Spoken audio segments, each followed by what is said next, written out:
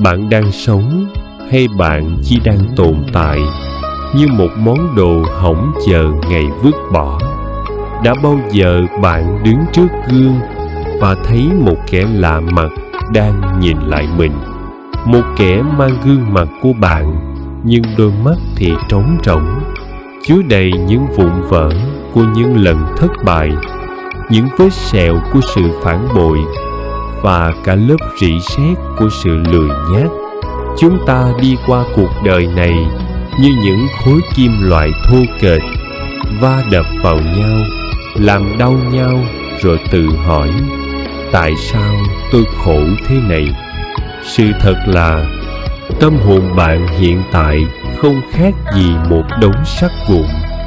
Nó nặng nề vì chứa đầy rác rưởi của quá khứ, và nó sắc nhọn theo cách tiêu cực, sẵn sàng đâm bổ vào bất cứ ai chạm đến cái tôi của bạn. Nhưng có một nơi dành cho những kẻ đã chạm đáy tuyệt vọng, một xưởng rèn không nằm trên bản đồ, nơi không có sự an ủi hão huyền, chỉ có lửa đỏ, nước lạnh và những nhát búa tàn nhẫn. Nếu bạn dám bước vào, hãy chuẩn bị tinh thần. Để trở thành một thanh kiếm báo, cái gã tồi tệ bên trong bạn phải bị tiêu diệt trước đã. Xưởng rèn nằm sâu trong một con hẻm cụt, nơi mùi than cháy quện với mùi dỉ sắt tạo nên một bầu không khí đặc quánh. Chủ tiệm là lão Sáu, một người đàn ông có bắp tay cuồn cuộn những vết bỏng, mặc chiếc tạp về da cũ kỹ. Lão không bao giờ cười. Ánh mắt lão nhìn khách hàng giống như cách một bác sĩ phẫu thuật nhìn vào khối u, lạnh lùng nhưng thấu suốt. Khải bước vào xưởng rèn. Khải từng là một kẻ có tất cả: tiền bạc, địa vị và một gia đình hào nhoáng. Nhưng giờ đây, anh chỉ còn lại một linh hồn rách nát sau những cú ngã ngựa liên tiếp trên thương trường. Anh ném xuống đất một túi vải nặng nề. Bên trong là những mảnh vỡ của kỷ niệm, những chiếc điện thoại vỡ màn hình và cả một xốp ảnh cũ đã bị phò nát. Tôi nghe nói ông có thể rèn lại cuộc đời một con người từ những đống đổ nát này. Khải hỏi, giọng khàn đặc vì thuốc lá và những đêm thức trắng. Lão Sáu không nhìn đống đồ dưới đất. Lão chỉ nhìn thẳng vào đôi mắt đỏ vằn của Khải. Tôi không rèn kỷ niệm, tôi rèn người. Nhưng nhìn cậu xem, cậu không phải quặng thép chất lượng cao. Cậu chỉ là một mớ sắt vụn rỉ sét vì thói kiêu ngạo và sự hèn nhát bọc trong nhung lụa. Khải định nổi khùng, nhưng cái uy lực tỏa ra từ người đàn ông đang đứng bên lò lửa khiến anh khựng lại. Lão Sáu nói tiếp: muốn tôi ra tay, giá của tôi đắt lắm. Không phải tiền, mà là sự tự tôn hão huyền của cậu. Cậu phải chấp nhận để tôi đập tan cái gã giám đốc Khải này ra thành từng mảnh vụn. Cậu có dám không? Trong cuộc đời, chúng ta thường tự hào về những lớp vỏ bọc bên ngoài, nhưng trong mắt một người thợ rèn tâm, đó chỉ là lớp rỉ sét của sự đổ lỗi. Tại người ta đối xử tệ với tôi nên tôi mới thế này, rỉ sét của sự trì trệ. Tôi biết mình sai, nhưng để mai rồi tính. Khối sắt vụn của Khải không thể dùng ngay được. Nó quá giòn vì chứa đầy tạp chất của sự đố kỵ, và quá mềm vì thiếu đi sự kỷ luật. Lão Sáu chỉ tay vào lò than đang đỏ rực. Bước đầu tiên của một thợ rèn không phải là cầm búa, mà là biết cách chọn lọc. Cậu phải nhìn thẳng vào đống sắt vụn trong lòng mình và thừa nhận: vâng, tôi là một kẻ thất bại, một kẻ đầy lỗi lầm. Chỉ khi cậu thôi giả vờ mình là một viên ngọc, tôi mới có thể bắt đầu rèn cậu. Đức Phật dạy về ngã chấp sự, bám chấp vào cái tôi. Lão Sáu giải thích theo cách của thợ rèn. Cậu đau khổ vì cậu tưởng khối sắt vụn đó là của cậu, là chính cậu. Không, nó chỉ là một đống vật chất bị lỗi. Khi cậu dám buông tay khỏi cái danh xưng, cậu mới bắt đầu nhẹ lòng. Bài học không phải là làm gì, mà là dám chấp nhận. Chấp nhận mình đang ở đấy, chấp nhận mình đầy tạp chất. Đó chính là khoảnh khắc quặng sắt lần đầu tiên được chạm vào lửa. Lão Sáu gấp một khối sắt đen xì, đại diện cho tâm hồn của Khải, quăng vào giữa lò than hồng. Lão đạp bể, lửa bùng lên rừng rực, liếm vào từng thớ kim loại. Khải đứng bên cạnh, cảm thấy mồ hôi chảy ròng ròng, không chỉ vì nhiệt độ của lò rèn, mà vì những ký ức kinh khủng nhất đang bị sức nóng đó khơi lại.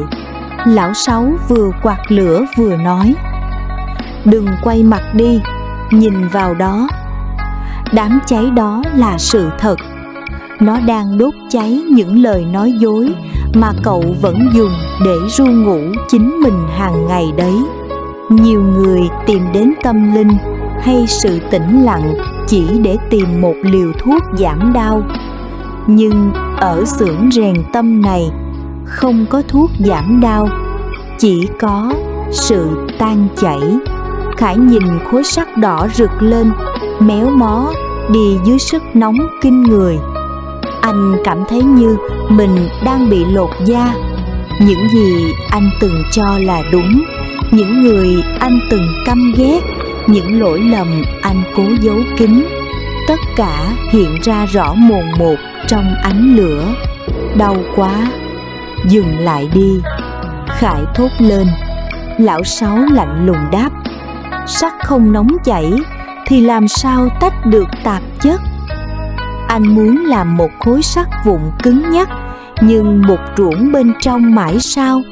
Để lửa đốt đi, đốt sạch những tham vọng điên cuồng, đốt sạch những hận thù nhỏ nhen. Khi anh không còn hình dạng gì cả, khi anh chỉ còn là một dòng kim loại lỏng, lúc đó anh mới có cơ hội được tạo hình lại. Trong đạo Phật, lửa tượng trưng cho trí tuệ, nhưng cũng tượng trưng cho sự thiêu đốt phiền não. Hỏa xà, cơn giận thiêu đốt ta. Hỏa tuệ, ánh sáng nhìn thấu sự thật. Lão Sáu nhắc nhở Khải: lửa không tàn nhẫn, nó chỉ khách quan. Nó đốt cháy những gì dễ cháy và giữ lại những gì không thể bị tiêu diệt. Đừng sợ hãi nỗi đau, hãy dùng nó như nhiên liệu để thanh lọc chính mình. Sau một đêm dài bị nung đỏ trong lò, khối sắt vốn là tâm hồn của Khải giờ đây là một khối kim loại mềm ngoặt, nóng bỏng, nhưng vẫn còn đầy những lỗ hổng và bọt khí. Lão Sáu gấp khối sắt đặt lên chiếc đe bằng thép đen bóng. Lão nhìn Khải, đôi mắt sắt đá: sẵn sàng chưa? Lửa chỉ làm cậu mềm đi, nhưng chính những nhát búa mới khiến cậu có hình dạng. Cậu đã sống một cuộc đời lỏng lẻo, làm việc tùy hứng, nói năng không suy nghĩ. Bây giờ tôi sẽ nện kỷ luật vào tận xương tủy cậu. Lão Sáu vung chiếc búa nặng 10 kg lên cao. Rậm, tiếng thép va vào thép vang lên đanh gọn, chói tai. Khải cảm thấy như có một luồng điện chạy dọc sống lưng. Mỗi nhát búa rơi xuống, những tia lửa bắn tung tóe như những mảnh vụn của sự tự mãn đang bị văng ra ngoài. Suốt nhiều giờ đồng hồ, xưởng rèn chỉ vang lên tiếng búa đều đặn. Lão Sáu không cho Khải nghỉ. Mỗi khi Khải định ngồi xuống vì kiệt sức, lão lại gầm lên: đứng dậy, sắt đang nguội. Nếu không đập ngay lúc này, nó sẽ cứng lại với tất cả những lỗi lầm cũ. Cậu muốn trở thành một thanh kiếm hay một cục sắt méo mó? Khải vừa mồ hôi nhễ nhại, vừa phải quan sát từng nhát búa. Anh nhận ra một điều kinh khủng: những nhát búa đau đớn nhất lại rơi vào đúng những chỗ anh thấy tự hào nhất, nhát búa vào sự thông minh. Lão đập tan cái thói khôn lõi, lương lẹo, nhát búa vào mối quan hệ. Lão đập tan sự dựa dẫm, nịnh bợ. Anh đang giết tôi. Khải gào lên. Lão Sáu lạnh lùng. Tôi không giết cậu. Tôi đang giết cái tôi giả tạo đang bám lấy cậu như ký sinh trùng. Mỗi nhát búa là một lần cậu phải chọn: hoặc là chịu đau để rắn rỏi hơn, hoặc là vỡ vụn để trở thành phế liệu. Đức Phật dạy về tứ chính, cần nỗ lực ngăn chặn điều ác và thúc đẩy điều thiện trong xưởng rèn. Đó chính là sự kỷ luật tự thân. Kỷ luật không phải là sự gò bó, mà là sự định hình. Nếu không có nhát búa của sự kỷ luật, tâm ta sẽ như dòng nước tràn lan, không có sức mạnh. Những va đập của cuộc đời thất bại, lời chỉ trích chính là những nhát búa. Nếu biết đón nhận, chúng ta sẽ trở nên sắc bén. Nếu trốn tránh, chúng ta mãi là những khối thép mềm yếu. Khi thanh thép đã bắt đầu thành hình, đỏ rực và uy nghiêm, lão Sáu bất ngờ dùng kẹp gấp nó lên. Trước khi Khải kịp hiểu chuyện gì, lão đã nhúng thẳng thanh thép đang nóng hừng hực vào một bể nước lạnh ngắt. Xè eo, một làn khói trắng đục bốc lên che khuất tầm nhìn. Tiếng kêu gào của kim loại khi bị thay đổi nhiệt độ đột ngột nghe thật rợn người. Tại sao lại làm vậy? Nó đang đẹp mà. Khải hoảng hốt. Lão Sáu thản nhiên. Đó gọi là tôi thép. Nếu cứ mãi ở trong lò lửa hay dưới nhát búa, thanh kiếm sẽ chỉ có hình dáng nhưng không có độ cứng. Nó sẽ gãy ngay khi chạm vào vật cản.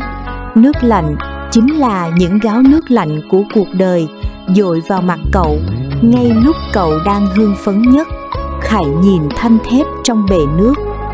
Nó không còn đỏ rực kiêu hãnh nữa. Nó chuyển sang màu xanh đen lạnh lùng và cứng cáp. Lão Sáu giải thích. Người đời thường sợ hãi những cú sốc. Họ sợ đang giàu thì nghèo, đang vui thì buồn. Nhưng thợ rèn tâm hiểu rằng cú sốc là để tạo nên bản lĩnh. Một người thực sự mạnh mẽ là người có thể bước ra từ lò lửa rực cháy, thành công rực rỡ và ngay lập tức giữ được sự bình tĩnh trong nước lạnh, thất bại cay đắng mà không bị rạn nứt tâm hồn. Khải bắt đầu hiểu ra. Những năm qua, anh chỉ là thanh sắt chưa được tôi.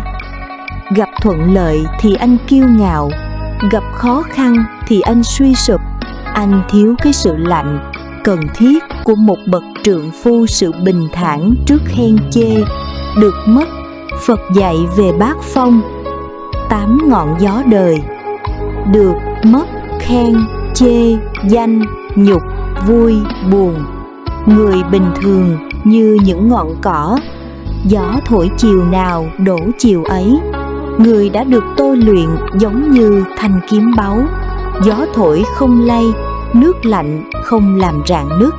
Lão Sáu nhìn Khải. Lần đầu tiên ánh mắt lão bớt đi phần gay gắt. Cậu thấy đấy, thanh kiếm bây giờ đã cứng cáp rồi, nhưng nó vẫn chưa dùng được. Nó còn thô nhám và có thể làm đau cả chính người cầm nó. Chúng ta cần công đoạn quan trọng nhất, mài dũa. Hành trình rèn luyện của Khải đã đi qua những giai đoạn khốc liệt nhất của lửa đỏ và búa tạ. Thanh thép giờ đây đã thành hình, cứng cáp và bền bỉ, nhưng nó vẫn là một khối kim loại xù xì, thô nhám Nó có sức mạnh nhưng thiếu đi sự tinh tế và khả năng định hướng. Lão Sáu cầm thanh thép lên, soi dưới ánh đèn dầu leo lét, rồi nhìn Khải. Đã đến lúc chuyển từ sức mạnh cơ bắp sang sự nhẫn nại của đôi bàn tay.